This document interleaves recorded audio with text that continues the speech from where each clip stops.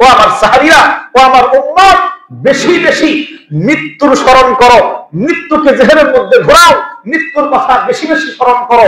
এই মৃত্যুর স্মরণ তোমার দিলের এই কঠিন থেকে কঠিন রূপকে আল্লাহ সরায় দেয়। মৃত্যুর স্মরণ, কাসরাতু যিকরিল মাউত, বেশি বেশি মৃত্যুকে স্মরণ করা। যে যত বেশি মৃত্যুকে স্মরণ করে, যে যত বেশি মৃত্যুকে তার অস্তিত্বের মধ্যে ঘোরায়, এই মানুষ তত বেশি গুনাহ থেকে বাঁচতে পারে। যদি দিল একেবারে বিনষ্ট হয়ে যায়, যদি রূহ একেবারে আল্লাহ মুখী থেকে বিমুখ হয়ে যায়, তাহলে বেশি বেশি মৃত্যুকে স্মরণ করো। এই মৃত্যুর স্মরণ তোমাকে আল্লাহ মুখী বানায় দিবে। সুবহানাল্লাহ। বাস্তবতা হলো আমরা মৃত্যুকে অনেক অনেক অনেক অনেক দূরে রাখার চেষ্টা করি, অনেক দূরে। আল্লাহর হাবিব সাল্লাল্লাহু আলাইহি ওয়াসাল্লাম প্রিয় জামাতা হযরত আলী রাদিয়াল্লাহু তাআলা আনহুকে জিজ্ঞাসা করেন, আলী, তুমি মৃত্যুকে কতটা কাছে মনে করে একটু জানাও তো দেখি। আলী রাদিয়াল্লাহু তাআলা আনহু নবীজিকে বলেন, পয়গম্বর, আমি যখন কোনো নামাজ আদায় করি তখন আমি মনে মনে ভাবি এটাই মনে হয় আমার জিন্দেগীর শেষ নামাজ, এরপর মনে হয় আর নামাজের সুযোগ পাবো না। ইয়া রাসূলুল্লাহ, আমি মৃত্যুকে এতটা কাছে মনে করি। আল্লাহর হাবিব বললেন, না রে আলী, এত দূরে মনে রাখা যাবে না, বরং তুমি মৃত্যুকে এতটা কাছে মনে করতে হবে, তুমি যখন নামাজের শেষে একদিকে যখন সালাম ফিরায় দাও তখন তোমাকে ভাবতে হবে মনে হয় আরেক দিকে সালাম ফিরানোর সুযোগ পাবো। এটা হলো মৃত্যুকে এতটা কাছে মনে করতে হবে, এটা হলো রাসূলের নির্দেশ। আর আমরা যতটা দূরে মনে করতে পারি, মৃত্যুকে যত দূরে ফেলা যায়। একটা মজার কথা বলি, আমার কাছে 100 টাকা আছে, একটু বুঝে উত্তর দিবেন। আমার কাছে 100 টাকা আছে, এখান থেকে আমি 40 টাকা খরচ করলাম, কয় টাকা থাকলো? এখন যদি জিজ্ঞাসা করেন, হুজুর আপনার কাছে টাকা বাড়লো না কমলো, আমি কি বলবো? টাকা বাড়ছে। 40 টাকা বাড়ছে বলবো না 40 টাকা কমছে বলবো? টাকার হিসাব বুঝি ঠিক, যখন টাকা 20 টাকা খরচ হয়ে যায় বলি 20 টাকা কমছে, 30 টাকা খরচ হয়ে যায় 30 টাকা কমছে, 50 টাকা খরচ হয়ে যায় আমার 100 টাকা থেকে 50 টাকা কমছে। কিন্তু যখন হায়াতের মাসালা আসে তখন মানুষের 30 বছর যায় বলে 30 বছর বাড়ছে। কি বলেন? আমরা কি বলি? আমরা কি বলি? বয়স কত? 50 হয়ে গেছে। আসলে কি বয়স 50 হয়েছে না 50 কমছে? 60 হয়ে গেছে মানে 60 হয়েছে না কমছে? অপর বলতে শুনছেন আমার 60 কমে গেছে, আমার 70 কমে গেছে শুনছেন। কমের কথা বলে না, কমের কথা বললে তো মৃত্যুর কাছে চলে আসবে। কারণ নবীজি যে বলছেন আমার উম্মতের হায়াত 60 থেকে 70 বছর, আমি যখন বলবো আমার হায়াত 70 বছর তখন তো মনে হবে হাই হাই নাই। এই নাই মনে করলে তো 10 তলা বিল্ডিং এর যে পেপার জমা দিয়েছিল তো ঠিক থাকবে। এই জন্য আমরা সবসময় হায়াতকে বাড়ানোর চেষ্টা করি। আমরা চিন্তা করি হায়াতকে কত দূরে দেখানো যায়, কত দূরে দেখানো যায়। অথচ আল্লাহর হাবিব সাল্লাল্লাহু আলাইহি ওয়াসাল্লাম আমাদেরকে উদাহরণ দিয়ে বুঝিয়েছেন মৃত্যু আমাদেরকে কেমন কাছে, কেমনটা ঘিরে রাখে। হযরত আব্দুল্লাহ ইবনে মাসউদ রাদিয়াল্লাহু তাআলা থেকে রওয়ায়াত, নবী বলেন, খাত্ত লানা রাসূলুল্লাহ সাল্লাল্লাহু আলাইহি ওয়াসাল্লাম খাত্তান মুরাব্বাআ। নবী সাহাবায়ে কেরামদেরকে মৃত্যু কতটা কাছে বোঝাচ্ছেন। আব্দুল্লাহ ইবনে মাসউদ রাদিয়াল্লাহু তাআলা বলেন যে নবীজি একবার জমিনের মধ্যে, মাটির মধ্যে খাত্ত লানা রাসূলুল্লাহ সাল্লাল্লাহু আলাইহি ওয়াসাল্লাম খাত্তান মুরাব্বাআ, একটা চতুর্ভুজ আঁকলেন। এই যে চতুর্ভুজ, চতুর্ভুজ বুঝেন তো? তার কোন একটা দাগ আঁকলেন। ওয়াখাত্তা ফি ওয়াসাতিল খাত্তি খাত্তান। সাহাবী বলেন এরপর নবীজি এই চতুর্ভুজের ভেতর থেকে একটা দাগ টানলেন। বুঝতেছেন? প্রথমে চতুর্ভুজ আঁকলেন, ওয়াখাত্তা ফি ওয়াসাতিল খাত্তি খাত্তান, এই চতুর্ভুজের ভিতর থেকে নবীজি একটা দাগ কাটলেন। ওয়াখাত্তা খারিজাম মিনাল খাত্তি খাত্তান, নবীজি এরপরে এই দাগের বাহিরে একটা দাগ কাটলেন। চতুর্ভুজ আঁকলেন, ভিতরে দাগ কাটলেন, এই দাগ থেকে দাগটা বের করে দিলেন। ওয়া হাওলাল্লাযী ফিল ওয়াসাতি খুতুতান, এরপরে যেই দাগটা নবীজি ভিতরে কাটছেন, এই দাগের আশেপাশে আশেপাশে অনেকগুলো দাগ কাটলেন। এইটুকু বুঝছেন? এইটুকু বুঝছেন? নবীজি এরপরে বলতেছেন, ফাকালান নবী সাল্লাল্লাহু আলাইহি ওয়াসাল্লাম, নবীজি এই মাঝের দাগটাকে সাহাবায়ে কেরামদের সামনে দেখিয়ে বললেন, ও আমার সাহাবীরা, হাদা ইবনু আদম, এই মাঝের দাগটা হইল আদম সন্তান, মানুষ। এরপরে চতুর্ভুজটা দেখায় নবীজি বললেন, ওয়া হাদা আজালুহু মুহিতুম বিহি, এই যে চতুর্পাশের দাগটা দেখতেছো, এই দাগটা হলো তার মওত, যে সব সময় তাকে ঘিরে রাখে, সবসময় তাকে ঘিরে রাখে। এরপরে নবীজি এই বাহিরের দাগটা দেখায় নবীজি বললেন, আর এই যে যেই দাগটা বাহিরে চলে গেল, এটা হলো বনি আদমের আশা আকাঙ্ক্ষা। মানুষ এটার ভিতরে, তার আকাঙ্ক্ষা কোথায়? বাহিরে, মৃত্যুর বাহিরে। এজন্যই তো আমাদের বয়স 70, কিন্তু দেখবেন যখন বাসা করতে যাই তখন চিন্তা থাকে 100 বছরের টার্গেট। বলবেন 100 বছরের টার্গেট করলাম, 70 বছর তো বাঁচবো না। 100 বছরের টার্গেট কে করছে? যে মানুষের বয়স হয়ে গেছে 70। অফারে চলতেছে, অফার বুঝুন না। ونشهد أن سيدنا وسندنا وحبيبنا وحبيب ربنا وطبيبنا وطبيب قلوبنا ومولانا محمدا عبده ورسوله الذي أرسله الله تعالى بالحق بشيرا ونذيرا وداعيا إلى الله بإذنه وسراجا وقمرا منيرا أما بعد فأعوذ بالله من الشيطان الرجيم بسم الله الرحمن الرحيم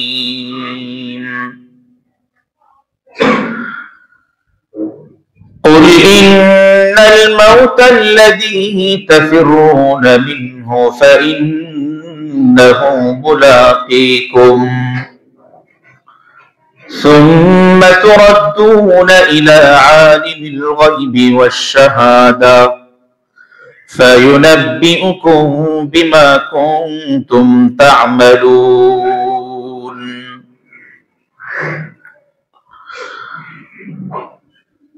قال النبي صلى الله عليه وسلم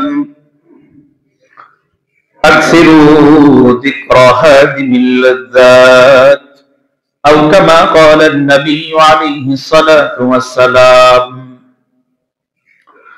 صدق الله العظيم وصدق رسوله النبي الأمي الكريم ونحن على ذلك لمن الشاهدين والشاكرين والذاكرين والحمد لله رب العالمين سبحانك لا علم لنا إلا ما علمتنا إنك أنت العليم الحكيم وسبحانك لا فهم لنا إلا ما فهمتنا إنك أنت العزيز الكريم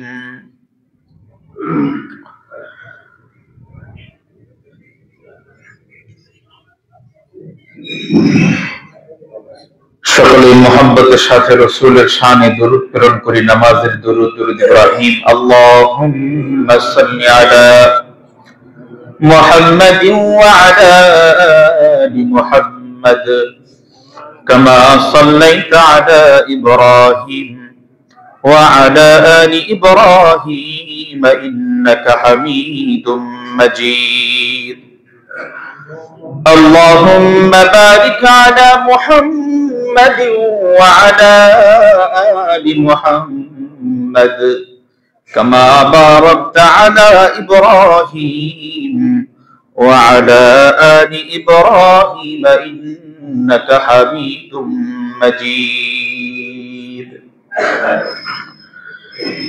আলহামদুলিল্লাহ, আল্লাহ পাক সুবহানাহু ওয়া তাআলার দরবারে অসংখ্য অগণিত শুকর আদায় করি, যেই মহান রব্বে কারীম বড় ইহসান করে, দয়া করে, মায়া করে, মেহেরবানি করে দীর্ঘ এক সপ্তাহ পর পবিত্র জুমার দিন জুমার মসজিদে আসার বসার তৌফিক দান করেছেন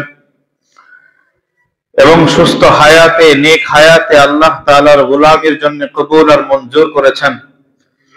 এই জন্য রবের দরবারে শুকরিয়া জানাই, সকলেই পড়ি আলহামদুলিল্লাহ। মুহতারাম হাজিরিন,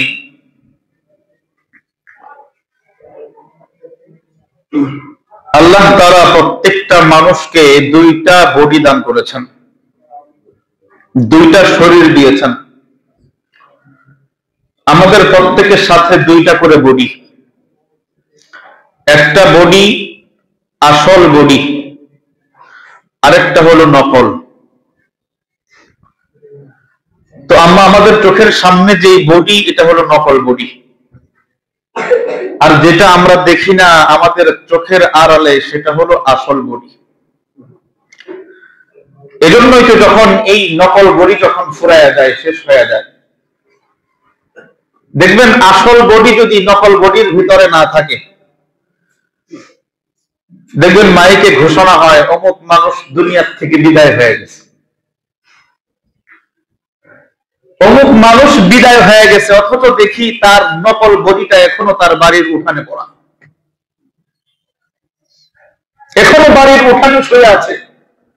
কিন্তু মানুষ কি বলে, মাইকে ঘোষণা কি হয়, অমুক মানুষ, অমুক আব্দুল করিম আজকে সকালে দুনিয়ার থেকে বিদায় হয়ে গেছে। আমরা তো দেখি তার বাড়ির উঠানে শোয়া। তার মানে আসল মানুষটা নাই, আসল বডিটা নাই। এখন যেটা ঘরের উঠানে পড়া, এটা হলো নকল।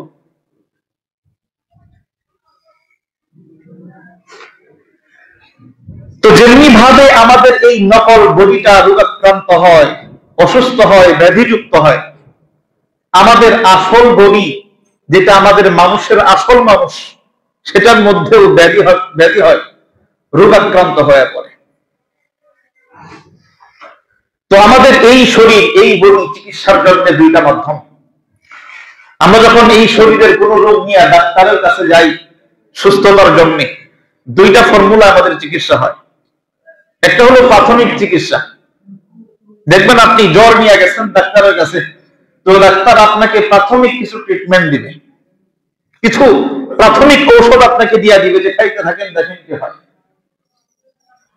এভাবে 2 দিন, 4 দিন, 1 সপ্তাহ চলে যাচ্ছে, আপনার এই ওষুধের কোনো ফলাফল পাচ্ছেন না, রোগ সারতেছে না। এবার দ্বিতীয়বার আবার ডাক্তারের কাছে যান, ডাক্তার সাহেব রোগ তো ভালো হচ্ছে না। দেখবেন ডাক্তার এবার দ্বিতীয় ট্রিটমেন্ট শুরু করবে, আসল ট্রিটমেন্ট, অ্যান্টিবায়োটিক। কি দিবে? অ্যান্টিবায়োটিক দিবে। এখন তো অ্যান্টিবায়োটিক খান, 1 রাতের মধ্যে জ্বর শেষ। হয় কিনা এরকম? তো আমাদের যে অন্তর, যে রূহ, যে আসল আত্মা, যে সঠিক বডি, যে আসল আমাদের শরীর, সেই আসল শরীরে যখন অসুস্থ হয়ে যায়, যখন আল্লাহ ভোলা হয়ে যায়, যখন শয়তানের খপ্পরে পড়ে, শয়তান নামক জালে, এই জীবাণুর খপ্পরে পড়ে, যখন আমাদের অন্তরাত্মা যখন অসুস্থ হয়ে যায়, যখন দিন থেকে বিদূরিত হয়ে যায়, তখন এই অন্তরটাকে সুস্থ করার ট্রিটমেন্ট দুইটা। প্রথম ধাপ, যখন অন্তরটা অসুস্থ হয়ে গেছে, রোগাক্রান্ত হয়ে গেছে, এবার এই শরীরের এই আসল বডির চিকিৎসা শুরু হবে কি দিয়া? আল্লাহর হাবিব সাল্লাল্লাহু আলাইহি ওয়াসাল্লাম প্রাথমিক চিকিৎসা দিচ্ছেন। ও উম্মত, তোমার অন্তরটা, দিলটা গুনাহযুক্ত হয়ে গেছে, অসুস্থ হয়ে পড়ছে, এখান থেকে গুনাহগুলো কাটানো দরকার, এই জীবাণুটা কাটানো দরকার। তুমি বেশি বেশি ওযু করো, ওযুর মাধ্যমে তোমার গুনাহ কাটতে থাকবে। বলেন না সুবহানাল্লাহ? কাটে কিনা? তুমি বেশি বেশি নফল নামাজ পড়তে থাকো, এই নফল নামাজ তোমার অন্তরকে সুস্থ বানায় দিবে। তুমি বেশি বেশি নফল রোজা রাখতে থাকো, এই রোজা তোমার গুনাহকে কাটায় দিবে। তুমি বেশি বেশি দান সাদাকা করতে থাকো, এই দান সাদাকা তোমার অন্তরকে সুস্থ বানিয়ে দিবে। তুমি মা বাবার বেশি থেকে বেশি খেদমত করতে থাকো, এই মা বাবার খেদমত তোমার অন্তরের গুনাহ কাটায় দিবে। উম্মত বেশি বেশি কোরআনের তেলাওয়াত করতে থাকো, এই কোরআনের তেলাওয়াত তোমার অন্তরের এই দাগগুলা কাটায় দিবে। তুমি বেশি বেশি মানুষের উপকারে কাজ করতে থাকো, এই মানুষের উপকারে কাজ করা তোমার অন্তরের এই গুনাহগুলা, অন্তরের এই রূপগুলা আস্তে আস্তে কাটায় দিবে। প্রাথমিক চিকিৎসা, প্রাথমিক চিকিৎসা। এবার যখন আমাদের রোগটা যখন গভীর হয়ে যায়, গভীর ক্ষত, আর কিছুটা গেলেই ক্যান্সারের রূপ ধারণ করবে, এই যে অবস্থা যখন ধারণ করে, তখন এটার জন্য আর ওই প্রাথমিক চিকিৎসাই চলে না, তখন তার জন্য অ্যান্টিবায়োটিক প্রয়োজন, অ্যান্টিবায়োটিক লাগবে। বলেন, আমরা যে 5 ওয়াক্ত নামাজ পড়ি, মিথ্যা কথা বলি কিনা? একটু কথা বলেন, বলি কিনা? আমরা যে 5 ওয়াক্ত নামাজ পড়ি, রমজানের রোজা রাখি, আমরা মানুষের সাথে প্রতারণা করি কিনা? তার মানে আমাদের প্রাথমিক চিকিৎসা এরূপ ভালো হচ্ছে না। আমাদের জেহেনের মধ্যে গুনাহের ফিকির ঘুরে কিনা? আমাদের দিলের মধ্যে মানুষকে নিয়ে বিদ্রোহ চিন্তা আমাদের দিলের মধ্যে আসে কিনা? তার মানে আমরা নামাজ পড়ি ঠিক, কিন্তু প্রাথমিক চিকিৎসায় ভালো হচ্ছে না, আমাদেরকে অ্যান্টিবায়োটিক লাগবে।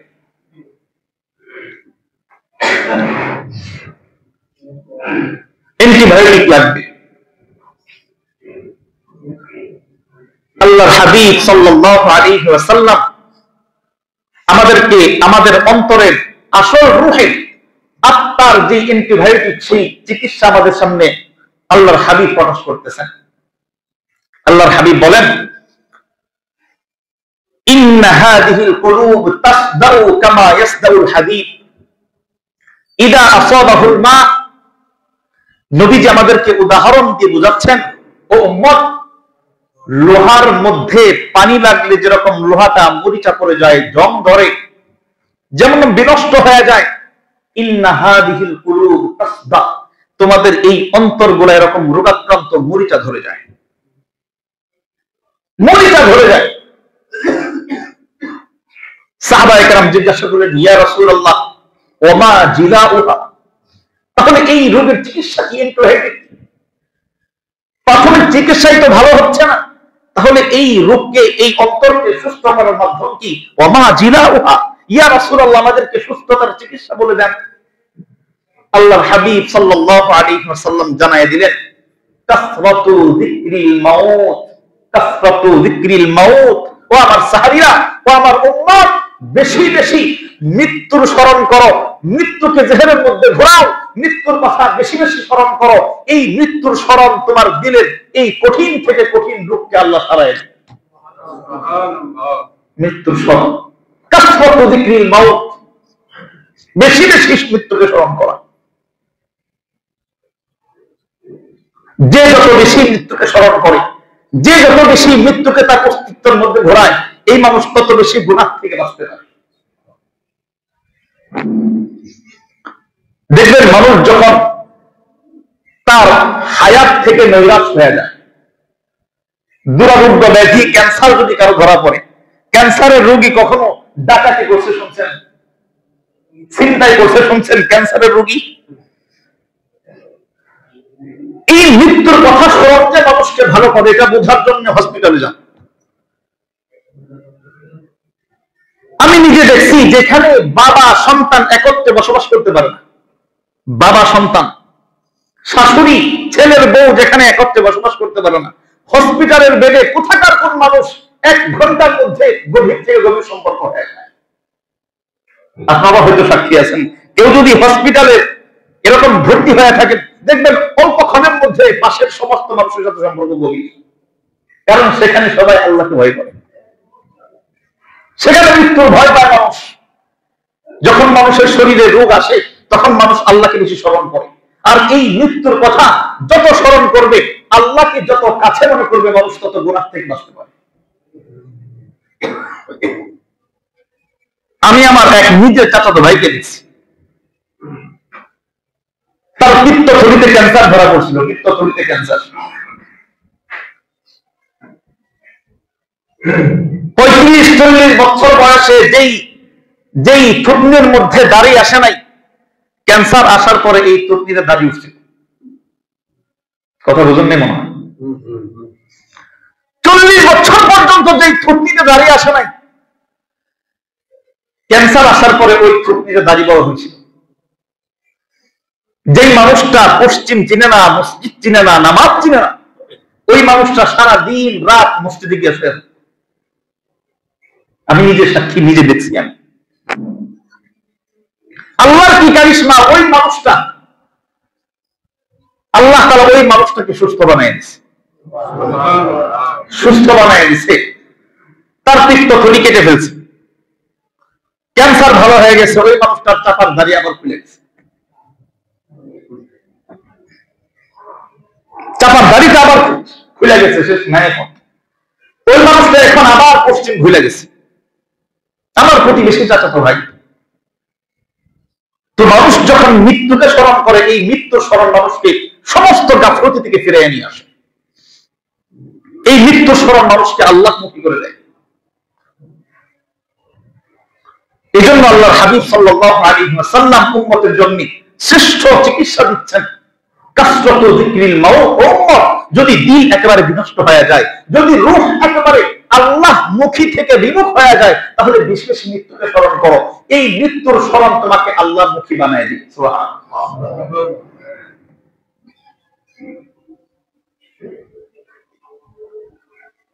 বাস্তবতা হলো আমরা মৃত্যুকে অনেক অনেক অনেক অনেক দূরে রাখার চেষ্টা করি, অনেক দূরে। আল্লাহর হাবিব সাল্লাল্লাহু আলাইহি ওয়াসাল্লাম প্রিয় জামাতা হযরত আলী রাদিয়াল্লাহু তাআলা আনহুকে জিজ্ঞাসা করেন, আলী তুমি মৃত্যুকে কতটা কাছে মনে করে একটু জানাও তো দেখি। আলী রাদিয়াল্লাহু তাআলা আনহু নবীজিকে বলেন, পয়গম্বর আমি যখন কোনো নামাজ আদায় করি তখন আমি মনে মনে ভাবি এটাই মনে হয় আমার জিন্দেগীর শেষ নামাজ, এরপরে মনে হয় আর নামাজের সুযোগ পাবো না। ইয়া রাসূলুল্লাহ, আমি মৃত্যুকে এতটা কাছে মনে করি। আল্লাহর হাবিব বললেন, না রে আলী, এত দূরে মনে রাখা যাবে না, বরং তুমি মৃত্যুকে এতটা কাছে মনে করতে হবে, তুমি যখন নামাজের শেষে একদিকে যখন সালাম ফিরায় দাও তখন তোমাকে ভাবতে হবে মনে হয় আরেক দিকে সালাম ফিরানোর সুযোগ পাবো। এটা হলো মৃত্যুকে এতটা কাছে মনে করতে হবে, এটা হলো রাসূলের নির্দেশ। আর আমরা যতটা দূরে মনে করতে পারি, মৃত্যুকে যত দূরে ফেলা যায়। একটা মজার কথা বলি, আমার কাছে 100 টাকা আছে, একটু বুঝে উত্তর দিলাম। আমার কাছে 100 টাকা আছে, এখান থেকে আমি 40 টাকা খরচ করলাম, কয় টাকা থাকলো? এখন যদি জিজ্ঞাসা করেন, হুজুর আপনার কাছে টাকা বাড়লো না কমলো, আমি কি বলবো? টাকা বাড়ছে। 40 টাকা বাড়ছে বলবো না 40 টাকা কমছে বলবো? টাকার হিসাব বুঝি ঠিক। যখন টাকা 20 টাকা খরচ হয়ে যায় বলি 20 টাকা কমছে, 30 টাকা খরচ হয়ে যায় 30 টাকা কমছে, 50 টাকা খরচ হয়ে যায় আমার 100 টাকা থেকে 50 টাকা কমছে। কিন্তু যখন হায়াতের মাসআলা আসে তখন মানুষের 30 বছর যায় বলে 30 বছর বাড়ছে। কি বলেন? আমরা কি বলি? আমরা কি বলি? বয়স কত? 50 হয়ে গেছে। আসলে কি বয়স 50 হয়েছে না 50 কমছে? 60 হয়ে গেছে মানে 60 হয়েছে না কমছে? অপর বলতে শুনছেন আমার 60 কমে গেছে, আমার 70 কমে গেছে শুনছেন। কমের কথা বলে না, কমের কথা বললে তো মৃত্যুর কাছে চলে আসবে। কারণ নবীজি যে বলছেন আমার উম্মতের হায়াত 60 থেকে 70 বছর, আমি যখন বলবো আমার হায়াত 70 বছর তখন তো মনে হবে হাই হাই নাই। এই নাই মনে করলে তো 10 তলা বিল্ডিং এর যে পেপার জমা দিয়েছিল তো ঠিক থাকবে। এই জন্য আমরা সবসময় হায়াতকে বাড়ানোর চেষ্টা করি। আমরা চিন্তা করি হায়াতকে কত দূরে দেখানো যায়, কত দূরে দেখানো যায়। অথচ আল্লাহর হাবিব সাল্লাল্লাহু আলাইহি ওয়াসাল্লাম আমাদেরকে উদাহরণ দিয়ে বুঝিয়েছেন মৃত্যু আমাদেরকে কেমন কাছে, কেমনটা ঘিরে রাখে। হযরত আব্দুল্লাহ ইবনে মাসউদ রাদিয়াল্লাহু তাআলা থেকে রওয়ায়াত, নবী বলেন, খাত্তা লানা রাসূলুল্লাহ সাল্লাল্লাহু আলাইহি ওয়াসাল্লাম খাত্তান মুরাব্বাআ। নবী সাহাবায়ে কেরামদেরকে মৃত্যু কতটা কাছে বোঝাচ্ছেন। আব্দুল্লাহ ইবনে মাসউদ রাদিয়াল্লাহু তাআলা বলেন যে নবীজি একবার জমিনের মধ্যে, মাটির মধ্যে খাত্তা লানা রাসূলুল্লাহ সাল্লাল্লাহু আলাইহি ওয়াসাল্লাম খত্তন মুরাব্বা, একটা চতুর্ভুজ আঁকলেন। এই যে চতুর্ভুজ, চতুর্ভুজ বুঝেন তো, তার কোন একটা দাগ আঁকলেন।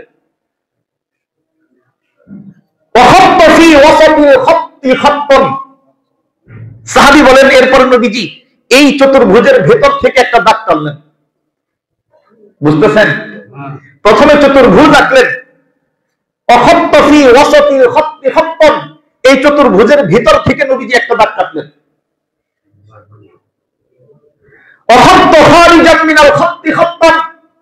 নবীজি এরপরে এই দাগের বাহিরে একটা দাগ কাটলেন। চতুর্ভুজ আঁকলেন, ভিতরে দাগ কাটলেন, এই দাগ থেকে দাগটা বের করে দিলেন।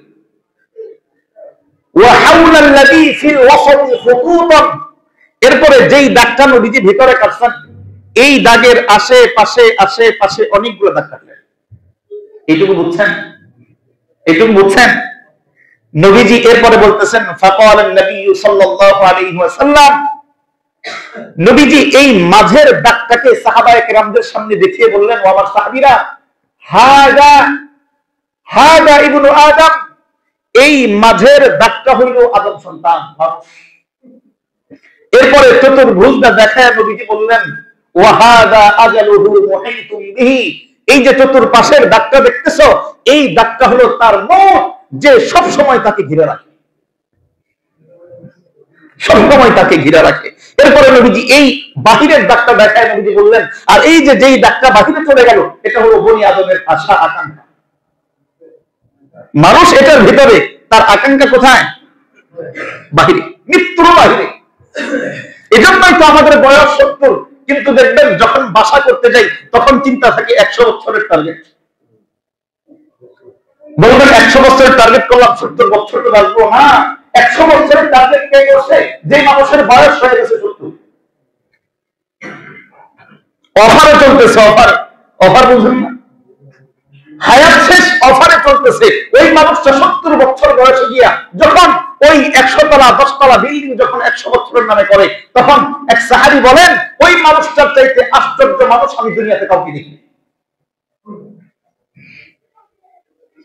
এটা তো বিল্ডিং, সাহাবায়ে কেরাম আমাদেরকে দেখে না জানি কি বলতেন।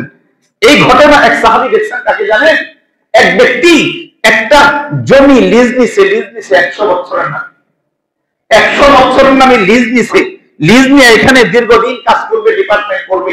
ওই সাহাবী তার ব্যাপারে এতটা আশ্চর্য হয়েছেন, যেই মানুষের বয়স নাকি সর্বোচ্চ 70, ওই মানুষ 100 বছরের নামে জায়গা লিজ নেই কেন? আর আমরা তো 100 বছরের নামে বিল্ডিং বানাই থাকার জায়গা মানে। যদি আমাদের হালত একটু বলি, যারা 10 তলা 20 তলা বিল্ডিং বানায়, আমাদের সমাজেই তো বানায়, বলেন এই মানুষটা আমি আমার জিন্দেগিতে দেখি নাই, আমার হায়াতে দেখি নাই। অনেক সময় হয়, খুব কম, 100-র মধ্যে 2টা হয়। দেখবেন লক্ষ লক্ষ কোটি টাকা দিয়ে জমি কিনছে, 50 লক্ষ টাকা 60 লক্ষ টাকা কাঠা জমি কিনা যখন বাড়ি বানায়, এই মানুষটা যখন এত কোটি কোটি টাকা দিয়ে যখন বাড়ি বানায়, এই মানুষটা হায়াত ফুরাইলে ওই গ্রামের ওই নিম্নমানের জমিতে কবর হয়। কি বলেন? এরকম হয় না? দেখছেন আশেপাশে কোথাও আছে যে 60 লক্ষ টাকা যেই কাঠা, ওই জমির মধ্যে তাকে দাফন করছে? দাফন করে না। সন্তান এত বোকা না, সন্তান এত বোকা না, ভাই এত বোকা না, বিবি এতটা বোকা না যে আপনার জন্য ওই 60 লক্ষ টাকা কাঠার জন্য নষ্ট করবে। কিন্তু আমরা তো অনেক কিছু করতেছি। হযরত মুসা পয়গম্বর আলাইহিস সালাম একবার রাস্তা দিয়ে চলতেছে, একটা ঘটনা আছে ইসরাঈলী রাওয়ায়াতের মধ্যে। রাস্তা দিয়ে চলতেছেন, এক বৃদ্ধা মহিলা, উনি ওনার ছোট্ট সন্তানটা মারা গেছে, সন্তান কোলে নিয়ে কান্না করতেছে, সন্তান কোলে নিয়ে কান্না করতেছে। তো মুসা আলাইহিস সালাতু ওয়াস সালামের জামানায় উম্মতদের বয়স ছিল 800 বছর, 900 বছর, 1000 বছর করে। তো মুসা আলাইহিস সালাম বৃদ্ধা মহিলাকে ডেকে বলতেছেন, বৃদ্ধা মা কান্না করতেছো কেন? কান্নার কারণ কি জানতে চাই। ওই বৃদ্ধা মহিলা এবার মুসা পয়গম্বরকে জবাব দেয়, ও পয়গম্বর, আমার যে ছোট্ট কুলের সন্তান, এই সন্তানটা মারা গেছে, এই সন্তানের শোকে আমি এরকম কান্না করতেছি। পয়গম্বর মুসা জিজ্ঞাসা করেন, ছোট্ট সন্তানের বয়স কত? বলে 250 বছর। কত বছর? 250 বছর ছোট্ট কুলের সন্তানটা মারা গেছে। পয়গম্বর মূসা তাকে সান্ত্বনা দেওয়ার জন্য বলতেছেন, বুড়ি এই 250 বছরের সন্তানের জন্য কান্না করতেছ, অথচ একটা জামানা আসবে, শেষ পয়গম্বর আসবে, উম্মতে মুহাম্মাদি আসবে, যেই উম্মতে মুহাম্মাদির সর্বোচ্চ বয়স হবে 70 বছর। কত বছর? সর্বোচ্চ বয়স হবে 70 বছর। বৃদ্ধা মা কান্না করবে তো স্থান। আশ্চর্য হয়ে বলতেছে, ও পয়গম্বর, 70 বছরের মানুষ এরা কি দুনিয়াতে বাড়িঘর বানাবে? 70 বছর হায়াত, এই মানুষ আবার বাড়িঘর বানাবে?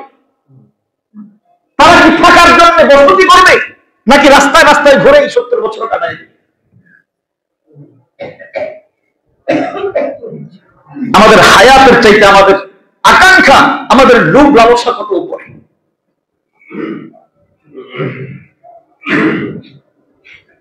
এই জন্যই আল্লাহর হাবিব সাল্লাল্লাহু আলাইহি ওয়াসাল্লাম আমাদেরকে বেশি থেকে বেশি মৃত্যু স্মরণ করতে বলছেন। নবীজি হাদিসের মধ্যে আমাদেরকে বলছেন, আকসিরু যিকরা হাযিমিল লাযযাত, উম্মত বেশি বেশি দুনিয়ার লোভ লালসা বিনষ্টকারী, আনন্দ বিনষ্টকারী মৃত্যুকে বেশি বেশি স্মরণ করো। আকসিরু যিকরা হাযিমিল লাযযাত, আনন্দ উল্লাসকে যেই জিনিস ধ্বংস করে, যেই স্মরণ ধ্বংস করে, ওই মৃত্যুকে বেশি থেকে বেশি স্মরণ করো। সাহাবায়ে কেরাম এই কথাকে বড় গুরুত্ব দিয়েছেন। হযরত আব্দুল্লাহ ইবনে ওমর রাদিয়াল্লাহু তাআলা আনহুকে একবার নবীজি কাঁধের মধ্যে হাত রাখলেন, কাঁধের মধ্যে হাত রাখলেন, ও আব্দুল্লাহ ইবনে ওমর, কুন ফিদ দুনিয়া কাআন্নাকা গরীব আও আবিরু সাবিল। নবীজি আদর মাথা কণ্ঠে বললেন, ও ইবনে ওমর, কুন ফিদ দুনিয়া কাআন্নাকা গরীব, ও আব্দুল্লাহ, তুমি দুনিয়াতে এমন ভাবে বসবাস করো যেন তুমি একেবারে অসহায়। আও আবিরু সাবিল, অথবা তুমি রাস্তার পথিক, মুসাফির। মুসাফির যেরকম ভাবে তার হায়াতকে কোনোভাবে কাটায় দেয়, তার সময়কে কোনোভাবে কাটায় দেয়, ঠিক তুমি দুনিয়াকে এরকম মনে করো। এই হাদিসের শেষ অংশে আসছে, আব্দুল্লাহ ইবনে ওমর রাদিয়াল্লাহু তাআলা এই কথা নবী থেকে শোনার পরে প্রত্যেক দিন যখন মানুষের সাথে সাক্ষাৎ হইত, উনি সবাইকে ডেকে ডেকে বলতেন, ও মানুষ, সকাল আসলে সন্ধ্যার আশা করো না, সন্ধ্যা পাইলে সকালের আশা করো না, সন্ধ্যা পাইলে মনে করো এটাই তোমার শেষ সন্ধ্যা, সকাল পাইলে মনে করো এটাই শেষ সকাল, সন্ধ্যার আশায় আর বসে দেখো না। কুন ফিদ দুনিয়া কাআন্নাকা গরীব, আমি আমার রাসূল থেকে শুনছি, কুন ফিদ দুনিয়া কাআন্নাকা গরীব আও আবিরু সাবিল।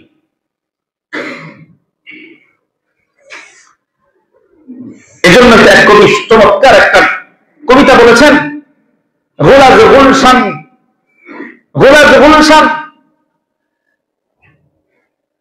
উনি বলছেন যে আমরা যে গোলাপ ফুল দেখি, আমরা যে গাছের মধ্যে ফুল দেখি, এই ফুলটা কতদিন পর্যন্ত থাকে? একদিন ফুলন্ত থাকে, পরের দিন ঝরে যায়, পরের দিন ঝরে যায়। हमेशा हमेशा इज्जत मेहमा बड़े खाना नमी मानत, अगर मानत बड़े मानत सबे देगर नमी मानत। আমরা যখন কারো বাসায় মেহমান হয়ে যাই, যখন কারো বাসায় আত্মীয় হয়ে যাই, কয়েকদিন পর্যন্ত আমাদের কদর থাকে, এরপর আর কদর থাকে। যখন গাছে ফুল ফুটে কয়েকদিন তরুতাজা থাকে, এরপর আর তরুতাজা থাকে না, ঝরে পড়ে যায়। তো এই জন্য মৃত্যু আমাদেরকে আঁকড়ে ধরবে, যেখানেই যাই মৃত্যু আমাদেরকে আঁকড়ে ধরবে। এই জন্য আল্লাহ রাব্বুল আলামিন পবিত্র কোরআনে কারীমের সূরাতুস সাজদার 11 নম্বর আয়াতে বলেন, কুল ইয়াতাওয়াফাকুম মালাকুল মাউতিল্লাযী বুকিলা বিকুম। ও হাবিব, আপনার উম্মতদেরকে জানায় দেন, ইয়াতাওয়াফাকুম মালাকুল মাউতিল্লাযী বুকিলা বিকুম। ও উম্মত, তোমাদের একদিন মৃত্যু হবেই, কারণ মালাকুল মাউতিল্লাযী বুকিলা বিকুম, তোমাদের জন্য একজন ফেরেশতা এমন নিযুক্ত করা হয়েছে, যেই ফেরেশতা শুধু তোমাদের মৃত্যুর দায়িত্বই পালন করে। ইয়াতাওয়াফাকুম, যে ফেরেশতা তোমাদেরকে একদিন মৃত্যুর সাধারণ করাবে। সুম্মা ইলা রাব্বিকুম তুরজাউন, অতঃপর একদিন ঠিক আমার কাছে আবার ফিরে আসতে হবে। আল্লাহ তাআলা আমাদেরকে স্মরণ করায় দিচ্ছেন। আল্লাহ রাব্বুল আলামিন আমাদেরকে শিক্ষা দেওয়ার জন্য। আমরা তো আল্লাহ ভোলা, জাহিলি যুগের মানুষ যেরকম আল্লাহ ভোলা ছিল, দিনহীন ছিল, এজন্য আল্লাহর হাবিব সাল্লাল্লাহু আলাইহি ওয়াসাল্লামের মাধ্যমে আল্লাহ তাআলা তাদেরকে শিক্ষা দেওয়ার চেষ্টা করেছেন। একবার জিবরাইল আলাইহিস সালাতু ওয়াস সালাম নবীজির দরবারে হাজির হয়ে গেলেন। নবীজির দরবার হাজির হয়ে জিবরাইল আলাইহিস সালাম নবীজিকে বলতে শুরু করলেন, ইয়া মুহাম্মদ ইসমা শিতা, ও মুহাম্মদ যতদিন ইচ্ছা এই দুনিয়ার ভোগ উপভোগ করেন, ইসমা শিতা যতদিন মনে চায় বাঁচেন, ফাইন্নাকা মাইয়িত, কিন্তু একটা কথা স্মরণ রাখবেন, একদিন অবশ্যই আপনাকে মরতে হবে। ফাইন্নাকা মাইয়িত ওয়াহবিব মান আহবাবতা, যার সাথে খুশি বন্ধুত্ব গ্রহণ করেন, যাকে খুশি ভালোবাসেন, মহব্বত করেন, কোনো সমস্যা নেই, কিন্তু ফাইন্নাকা মাফাতুহু, নিশ্চয় একদিন আপনাকে বিচ্ছিন্ন হতে হবে। আদরের বিবিকে বিচ্ছিন্ন হতে হবে, মহব্বতের সন্তানকে বিচ্ছিন্ন হতে হবে, মহব্বতের ভালোবাসার ভাই বোন মা বাবা সবাইকে ছেড়ে বিচ্ছিন্ন হতে হবে। আহবিব মান আহবাবতা ফাইন্নাকা মাফাতুহু, যাকে ইচ্ছা ভালোবাসেন, যার সাথে খুশি মহব্বত করেন, যাকে ইচ্ছা বন্ধু বানান, সমস্যা নাই, কিন্তু মনে রাখবেন ফাইন্নাকা মাফাতুহু, নিশ্চয় একদিন আপনাকে এদের থেকে বিচ্ছিন্ন হওয়া লাগবে, এদের থেকে দূরে সরে যেতে হবে, তার নাম হলো মওত। আল্লাহ রাব্বুল আলামিন তার হাবিবকে দিয়ে আমাদেরকে বোঝাচ্ছেন। কোরআনে কারীমের মধ্যে আল্লাহ তাআলা বলতেছেন সূরাতুল জুমারের 30 নম্বর আয়াত, ও হাবিব ইন্নাকা মাইয়িতু ওয়া ইন্নাহুম মাইয়িতুন, নিশ্চয় আপনিও মরবেন, তারাও মরবে, সবাই মরবে।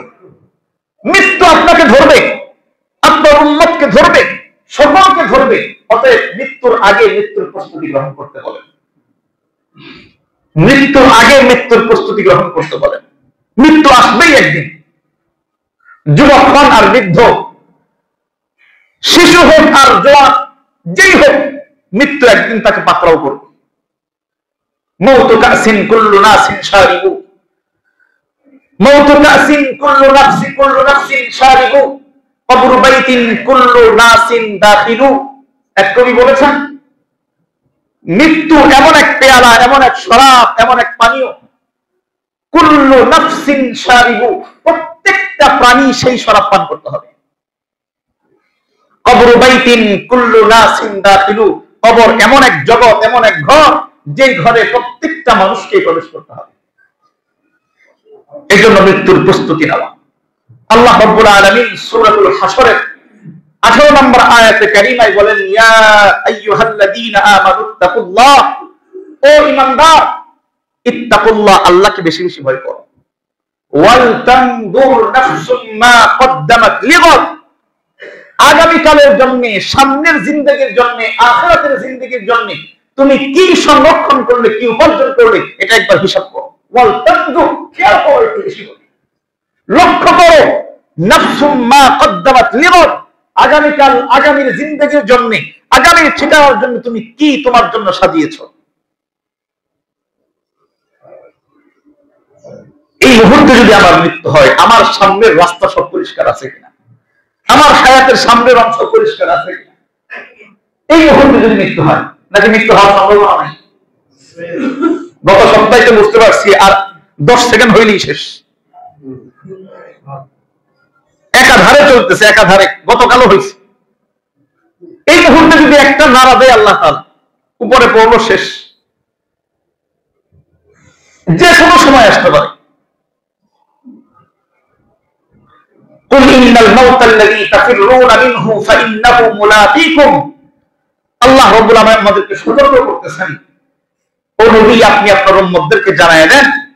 আল্লাহ রাব্বুল আলামিন সূরাতুল জুমার 8 নম্বর আয়াতে বলেন, কুল ইন্নাল মাউতাল্লাযী তাফিররুনা মিনহু, উম্মত, যেই মৃত্যু থেকে তোমরা পলায়ন করতেছো, নিজেদেরকে পলায়ন করার চেষ্টা করতেছো, সরানোর চেষ্টা করতেছো, কুল ইন্নাল মাউতাল্লাযী তাফিররুনা মিনহু ফাইন্নাহু মুলাকীকুম, নিশ্চয় এই মৃত্যু তোমাদের সাথে সাক্ষাৎ করবে, যেখানেই থাকো সাক্ষাৎ করবে।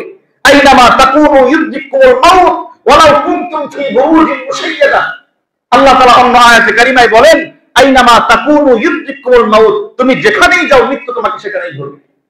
ওয়ালাউ কুনতুম ফি বুরুজিন মুশাইয়াদা, যদিও সত্য প্রাচীর ঘেরা দুর্গের ভিতরে তুমি অবস্থান করো, মৃত্যু সেখানেই তোমাকে পাকড়াও।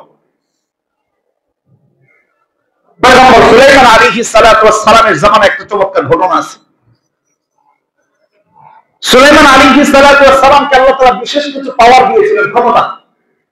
উনি বাতাসকে যেভাবে হুকুম করতেন বাতাস সেরকমই করত। বাতাস ওনার নিয়ন্ত্রণাধীন ছিল। বাতাসকে যদি বলতেন উত্তরে চল উত্তরে যাইত, দক্ষিণে চল দক্ষিণে, পূর্বে চল পূর্বে, পশ্চিমে চল পশ্চিমে, বাতাস অফ থাক অফ হয়ে যেত। তো ওনার এক উম্মত, উনি রাজ সিংহাসনে বসা, ওনার এক উম্মত দৌড়ায় আসছেন, ও বাদশাহ, ও পয়গম্বর, আমি তো মহা মুসিবতের মধ্যে পড়ছি, বিপদে পড়ে গেছি, আমাকে সাহায্য করেন। পয়গম্বর সুলাইমান আলাইহিস সালাম প্রশ্ন জিজ্ঞাসা করছেন, কারণ কি কি সমস্যা? ওই উম্মত বলতেছেন, পয়গম্বর, আমি আজকে কিছুক্ষণ আগে আমার সাথে মালাকুল মউত আজরাইলের সাক্ষাৎ হয়ে গেছে। আমি মালাকুল মউতকে দেখছি, অনেক বড় বড় চোখ করে আমার দিকে তাকায় আছে, অনেক ভয়ঙ্কর রূপে আমার দিকে তাকায় আছে। তো আমার ভিতরে ভয় ঢুকে গেছে, যেহেতু আমার কাছে চলে আসছে, না জানি কখন আমার মৃত্যু হয়ে যায়। ও পয়গম্বর, আপনার কাছে আবদার করতে চাই, যেহেতু বাতাস আপনার হুকুমে চলে, যেহেতু আল্লাহ তাআলা আপনাকে পাওয়ার দিয়েছেন, ক্ষমতা দিয়েছেন, অতএব আপনি একটু বাতাসকে হুকুম করেন যাতে এই বাতাস আমাকে এখান থেকে দূর কোনো অঞ্চলে নিয়ে রেখে আসে। বাতাস সুযোগ আছে, দূরে গেলে বাতাস সুযোগ আছে। তো এই ব্যক্তির মনের ইচ্ছা এটা যে আমাকে দূরে কোথাও রেখে আসেন, এই এলাকায় আমার প্রচুর ভয় করতেছে, যাতে ভয় থেকে অন্তত বাঁচতে পারি, যাতে আমাকে মালাকুল মউতের এই যে আমার সামনে ভয়ঙ্কর আকৃতি, যাতে আমার সামনে আর চোখে না ভাসে, আমাকে দূরে কোথাও রেখে আসার ব্যবস্থা করেন। হযরত পয়গম্বর সুলাইমান আলাইহিস সালাতু ওয়াস সালাম উম্মতের জন্য মায়া রাখছে, বলছেন, আসলে মৃত্যু যখন আসবে আল্লাহ তাআলা তো অবশ্যই তোমাকে মৃত্যু দিবেন, তবে তোমার ভয় দূর করার জন্য আমি তোমার আবদার রক্ষা করতেছি। পয়গম্বর সুলাইমান বাতাসকে হুকুম করলেন যে তাকে দূর কোথাও, দূর দেশে কোথাও রেখে আসুন। কোন কোন কিতাবের মধ্যে আসছে উনি হিন্দুস্তানের কথা বলছেন, হিন্দুস্তান আমাকে রেখে আসে। তো বাতাস মুহূর্তের মধ্যে তাকে হিন্দুস্তানে রেখে গেছে।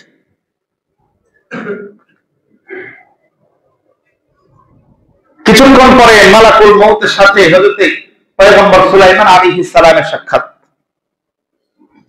সুলাইমান আলাইহিস সালাম মালাকুল মউতকে জিজ্ঞাসা করলেন, মালাকুল মউত, তোমার ব্যাপার তো হইল এরকম, যখন কারো ব্যাপারে অর্ডার হয়, যখন হুকুম হয়, তুমি তখন তার কাছে যাও, তাহলে তোমার এই উম্মতকে তুমি কেন ভয় দেখাই না? মালাকুল মউত বলতেছেন, পয়গম্বর, ব্যাপারটা এরকম না, অন্যরকম ঘটনা। আসলে আল্লাহ তাআলা আমাকে জানাইছেন যে আজকে অমুক সময় অমুক মুহূর্তে এই লোকটার মৃত্যু হবে হিন্দুস্তানে, কিন্তু আমি দেখি এই লোকটা মসজিদে আকসার আশেপাশে ঘুরে, আমি দেখে আশ্চর্য হয়ে গেছি, এই লোক এই মুহূর্তে এখানে কেন? আমি না তাকে হিন্দুস্তানে একটু পরে জান কবজ করবো। কথা বলতেছেন? আমি না একটু পরে, তার ব্যাপারে ওয়াদা আছে আমার পক্ষ থেকে, একটু পরে তাকে আমাকে হিন্দুস্তান জান কবজ করতে হবে।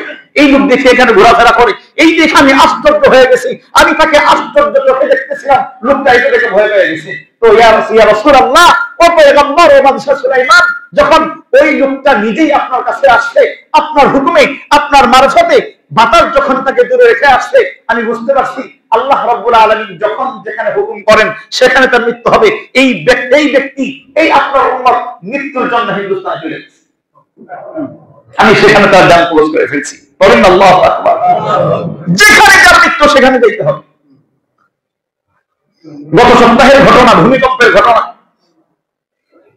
এক লোক বাসার থেকে বের হয়ে গোশত কিনতে গেছে, দেখেন না খবর? দোকানে গেছে গোশত কেনার জন্য, কত বিল্ডিং ভেঙে পড়ছে, মানুষ মারা যায় নাই, এই লোক গেছে বাহিরে বাজারে গোশত কেনার জন্য, ওইখান থেকে উপর থেকে ইট পড়ে আসে। মৃত্যু যেখানে, আইনামা তাকুনু ইউতিকুমুল মাউত, তুমি যেখানেই থাকো মৃত্যু তোমাকে খুঁজে বের করবে, যেখানেই যাও। এজন্য মৃত্যুকে বেশি বেশি স্মরণ করা, যত বেশি মৃত্যুকে স্মরণ করা যায় তত বেশি আমার আমলের মধ্যে তরক্কি আসবে, যত বেশি মৃত্যুকে কাছে টানা যায় তত বেশি আমার গুনাহ মুক্ত জিন্দেগি আসবে, যত বেশি মৃত্যুকে আমরা দূরে সরাই দিব তত আমার জিন্দেগি থেকে আমল আখরাত উঠে যাবে। মানুষ যখন মৃত্যুকে দূরে করা করে, দেখবেন বৃদ্ধের তুলনায় যুবকরা গুনাহ বেশি করে, কারণ এখন তো যুবক। মৃত্যু তো আরেকটু দূরে, বয়স হবে, বৃদ্ধ হব, চুল দাড়ি সাদা হবে, তারপরে তো মৃত্যু। এই যে মৃত্যুকে দূরে সরায় রাখা, তখনই তার দেখবেন তার জিন্দগিতে গুনাহের ছায়া বাড়তে থাকে। এজন্য মৃত্যুকে একেবারে নিকটে মনে করা, মৃত্যুকে কাছে মনে করা, মৃত্যুকে যে যত বেশি কাছে মনে করতে পারছে, সাহাবায়ে কেরাম, তাবেঈন, তাবেঈন, ওনাদের জিন্দেগি থেকে বোঝা যায় মৃত্যুকে যে যত বেশি কাছে মনে করতেন, তারা আল্লাহ তাআলার কাছে ততটা বেশি যাইতে পারতেন, ততটা বেশি যাইতে পারতেন। হযরত রবি ইবনে খাইসাম রাদিয়াল্লাহু তাআলা আনহু, উনি 65 হিজরিতে ইন্তেকাল করেছেন। ওনার ব্যাপারে ঘটনা পাওয়া যায়, উনি এই মৃত্যুকে বেশি বেশি স্মরণ রাখার জন্য, যাতে মৃত্যু কখনো জেহেন থেকে ঘুরে না যায়, মৃত্যুর স্মরণ যাতে ওনার জেহেন থেকে কখনো ঘুরে না যায়, এই জন্য উনি ঘরের পাশে একটা কবর খুঁড়ে রাখছিলেন, ঘরের পাশে কবর খুঁড়ে রাখতেন, এবং ওই কবরের দিনই অল্প একটু সময় মোরাকাবা করতেন, ওইখান থেকে সময় কাটাইতেন যে আমাকে তো এই ঘরের মধ্যেই আসতে হবে, এই ঘরে আসতে হবে, এই কথা যাতে সবসময় স্মরণ থাকে, এই জন্য ওই ঘরের মধ্যে কিছু সময় মোরাকাবা করতেন।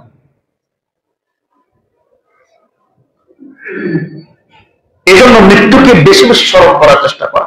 আকসিরু আকসিরু যিকরা হাযিহিল লাযযাত, হাযিহিল লাযযাত, আল্লাহর হাবিব আমাদেরকে বারবার বলতেন যে তোমরা বেশি বেশি মৃত্যুকে স্মরণ করো। রাসূল আকরাম সাল্লাল্লাহু আলাইহি ওয়াসাল্লামের কাছে একবার এক সাহাবীর মৃত্যুর সংবাদ পৌঁছানো হলো, ইয়া রাসূলুল্লাহ, আপনার অমুক সাহাবী ইন্তেকাল করছেন। নবীজি গেলেন, ওই সাহাবীর যেখানে কবর খোঁড়া হচ্ছিল, নবীজি ওই কবরের পাশে গিয়ে বসলেন। হাদিসের মধ্যে আসছে, উনি কবরের পাশে বসে ওনার চোখের অশ্রু প্রবাহিত হইতে শুরু করলো, ওনার চোখের পানি জমিন ভিজতে লাগলো। তখন তিনি সাহাবায়ে কেরামদেরকে লক্ষ্য করে বললেন, ও সাহাবীরা, আমি তোমাদেরকে কবর জিয়ারত করতে নিষেধ করলাম, কারণ পূর্ববর্তী উম্মত তাদের নবীর কবরে বেশি বেশি যাওয়া আসা করত, বেশি বেশি নবীর কবরে, আউলিয়াদের কবরে বেশি বেশি যাইতে যাইতে সময় শিরকে অন্তর্ভুক্ত হয়ে যেত। এই জন্য আমি তোমাদেরকে কবর থেকে দূরে থাকতে বলতাম, এখন থেকে বলতেছি তোমরা বেশি বেশি কবর জিয়ারত করো, কারণ এই কবর জিয়ারত মানুষকে মৃত্যুর কথা স্মরণ করায় দেয়। এই জন্য তো আমাদের যখন কেউ দুনিয়া থেকে বিদায় হয়ে যায়, যখন ইন্তেকাল করে, তখন আমরা কি একটা দোয়া বলি? একটু বলেন না, কি দোয়া বলি? ইন্না লিল্লাহি ওয়া ইন্না ইলাইহি রাজিউন, ইন্না লিল্লাহি। তখন কোনো মানুষ কিন্তু অন্য কিছু বলে না, আমরা অনেকে এটা পড়ি কিন্তু অর্থ জানি না, এটা যে কি বলতেছি জানি না, মৃত্যু স্মরণ আসবে কেমনে? আমরা তখন বলি ইন্না লিল্লাহ, আরে আমরাও তো আল্লাহর জন্য, আমরাও তো তার জন্য মৃত্যুর কথা স্মরণ, ইন্না লিল্লাহ, আমরাও তো আল্লাহর জন্য, ওয়া ইন্না ইলাইহি রাজিউন, আমরাও তো তার কাছেই যাব।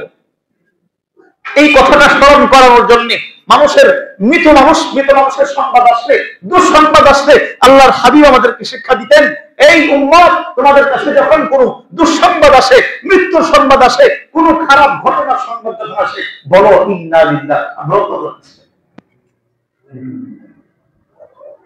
আল্লাহর কাছে যাব। এজন্য মৃত্যুকে বেশি বেশি স্মরণ করা।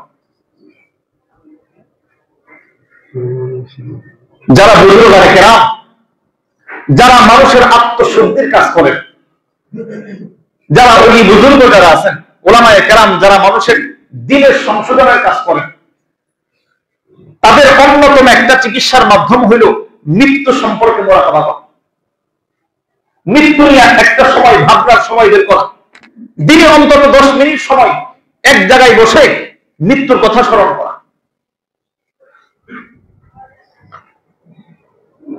যখন মানুষ মৃত্যুর কথা স্মরণ করে, তখন তার দুনিয়া সব একদিকে, আখিরাত একদিকে হয়ে যায়। আল্লাহর হাবিব সাল্লাল্লাহু আলাইহি ওয়াসাল্লাম এক হাদিস বর্ণনা করলেন, সাহাবায়ে কেরামদের সামনে বললেন, লা ইউমিনু আহাদুকুম হাত্তা আকুনা আহাব্বা ইলাইহি মিন ওয়ালিদিহি ওয়া ওয়ালাদিহি ওয়ান নাসি আজমাইন। প্রসিদ্ধ হাদিস। নবী সাহাবায়ে কেরামদেরকে বললেন, ও আমার সাহাবীরা, ততক্ষণ পর্যন্ত পূর্ণাঙ্গ ঈমানদার হইতে পারবা না যতক্ষণ পর্যন্ত আমি নবী তার চাইতে, তার বাবা মার চাইতে, তার সন্তানের চাইতে আমি নবী বেশি প্রিয় হয়ে যাই। আমি নবী যদি বেশি প্রিয় না হইতে পারি, তুমি পূর্ণ ঈমানদার হইতে পারবা না। হযরত ওমর ফারুক রাদিয়াল্লাহু তাআলা আনহু তখন নবীজির কাছে বললেন, ইয়া রাসূলুল্লাহ, আনতা আলাইয়া আহাব্বা মিন কুল্লি শাইইন ইল্লা নাফসি। নবী গো, আপনি তো আমার সবার চাইতে বেশি প্রিয়, আমার সন্তানের চাইতে প্রিয়, আমার মা বাবার চাইতে প্রিয়, আমার মাল আসবাবের চাইতে প্রিয়, কিন্তু আমার জানকে তো আমি একটু বেশি ভালোবাসি। আমরা আমাদের নিজেকে বেশি ভালোবাসি কিনা? ওমর ফারুক রাদিয়াল্লাহু তাআলা আনহু নবীজির সামনে প্রকাশ করলেন, ইয়া রাসূলুল্লাহ, আমি তো নিজেকে বেশি ভালোবাসি। নবীজি বললেন, লা ইয়া ওমর, ওয়াল্লাযী নাফসি বিয়াদিহি হাত্তা আকুনা আহাব্বা ইলাইকা মিন নাফসিক। ওমর, যতক্ষণ পর্যন্ত তোমার নিজের নফসের চাইতেও আমি নবী বেশি প্রিয় না হব, ততক্ষণ পর্যন্ত তুমি উমরও পূর্ণ ঈমানদার হতে পারবে না। ওমর ফারুক রাদিয়াল্লাহু তাআলা আনহু বাসায় গেলেন। কোন কোন রাওয়ায়াতে আসছে ওখানে একটু আলাদা হইলেন, নিজের সাথে বোঝাপড়া করলেন, নিজের সাথে মুরাকাবা করলেন, আখিরাতের কথা ফিকির করলেন, কবরের কথা ফিকির করলেন, আখিরাতের হাসরের ময়দানে নবীজির সামনের কথা স্মরণ করলেন। সবকিছু মুরাকাবার করার পরে ওনার ভিতরে এই সিদ্ধান্ত উপনীত হইলেন। এরপরে রাসূলের সামনে আসলেন, ইয়া রাসূলুল্লাহ, ফাআনতাল আন আহাব্বা ইলাইয়া মিন নাফসি। ও নবী, আমি মুরাকাবার ফলে আমার দিল এই রেজাল্ট দিয়েছে যে আপনি নবী এখন থেকে আমার নিজের চাইতেও বেশি প্রিয় হয়ে গেছেন, বেশি প্রিয় হয়ে গেছেন। নবীজি বলতেছেন, আল আন ইয়া ওমর, ওমর এবার ঠিক আছে, এইবার ঠিক আছে। তার মানে আখিরাতের কথা ভাবলে, কবরের কথা ভাবলে মানুষের ঈমানের মধ্যে বৃদ্ধি লাভ করে। এজন্য আমাদের আখিরাতের আলোচনা বেশি হওয়া দরকার, আখিরাতের আলোচনা বেশি হওয়া দরকার, কবরের আলোচনা বেশি হওয়া দরকার, মৃত্যুর সময় কত যন্ত্রণা, কত কষ্ট, এগুলো আলোচনা বেশি হওয়া দরকার। আমরা তো অনেক সময় শুধু দুনিয়ার হায়াতের পরে একেবারে ডাইরেক্ট জান্নাত জাহান্নামে চলে যাই। মাঝের আলোচনা আমরা অনেক সময় শুনতে মিস করি। এজন্য আল্লাহ চাহে তো আগামী সপ্তাহ থেকে 2-3 জুমা যা লাগে আমাদের হায়াতের পরে আমাদের হায়াতটা কিভাবে চলে, কবরের জগৎ কিরকম, সওয়াল জবাব কিরকম, হায়াতের পর আমাদের রূহ কোথায় থাকে, সবকিছু নিয়ে সবিস্তার আলোচনা করার চেষ্টা করবো ইনশাআল্লাহ। আল্লাহ তাআলা আমাদেরকে বেশি বেশি মৃত্যু স্মরণ করার তৌফিক দান করেন। এই মৃত্যু স্মরণের মাধ্যমে আমাদের আত্মিক যে ব্যাধি, আমাদের রূহের যে ব্যাধি, সমস্ত ব্যাধিগুলো আল্লাহ দূরীভূত করে দেন। আল্লাহ তাআলা বেশি থেকে বেশি বেশি মৃত্যুর স্মরণের মাধ্যমে আমাদেরকে আল্লাহ তাআলার নিকটবর্তী হওয়ার তৌফিক দান করেন। ওয়া আখির দাওয়ানা আলহামদুলিল্লাহি রাব্বিল আলামিন। যারা